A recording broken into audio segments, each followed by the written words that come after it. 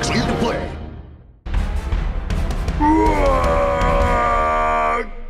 Bat rip. And we're into turn 3, and the Stormboyz managed to kill themselves once again. At least one of their own. As they're flying, they're recklessly not heeding anything. The battle wagon does move out of the forest, and does manage to not get immobilized. Just want to show that. So the Stormboyz do move up. The Weird Boy moves back because he's afraid of that Razorback shooting him up. And so he wants to keep alive for who knows what. He hasn't done much, but the Ludas still have a great view at that Dreadnought. And so they still don't get their full 30 shots, but they do get 20. They get a bunch, but the glancing hits, they only manage to immobilize and shake it. The shock attack gun finally gets a good strength, but it scatters into oblivion. The rest of the Ludas do shoot at that henchman squad.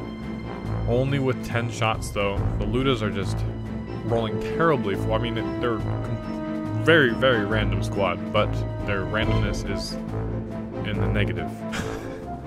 And so I do manage to kill one of the henchmen, but they're still very strong.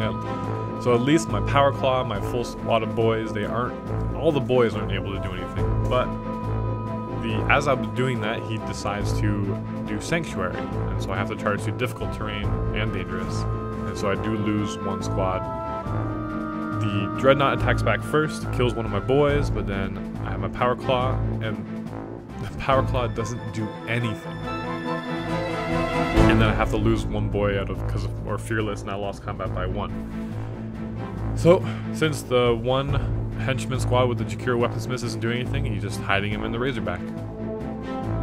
For whatever reason, I'm actually not sure why he did that, but they are safe inside the Razorback for now. He does make a psychic test and ignores the shaken result on that Dreadnought. The other one is locked in combat. The Chimeras do move up. Again, I think just blocking line of sight, making sure these henchmen will be able to flank properly and come up from the side to those Luda squads. We'll see if they can make it, and of course the Chimeras pop smoke. Luckily their run move is just 1, so they're still somewhat behind, and them running into cover actually hindered them because they weren't able to move very far. This time though, the assassin gets a full shot without any cover, and he wrecks it. Actually explodes it. And this is what happens to the Brennas. There you go. No, I do a few wounds, and actually I lose 4 from the explosion, unfortunately. But they do make their leadership and they don't get pinned. And so I only got one of those rolls on there, but they are staying put for now. And what we're watching here is the remaining squads firing into... No, that was the other Dreadnought firing into my little wagon. And so he does manage to kill it, only explodes 2 inches though. And the henchmen charge into the Stormboyz. And so this combat, I think we all know where it's going. Because, well, with the Green Knight's high initiative, all those henchmen and their different initiative order, they do all fight. They kill lots and lots of Stormboyz, and then they fight some more, and they kill lots more Stormboyz. And even though I do make 3 t-shirt saves right there, which is huge, unfortunately I just don't have enough wounds for them to chew through, even though I had 15 Stormboyz, maybe 20 would have been a better choice. I don't know. At any rate, they all die except 1 wound left on the knob. Right when I'm so excited to attack back, we forgot the Dreadnought still gets to attack.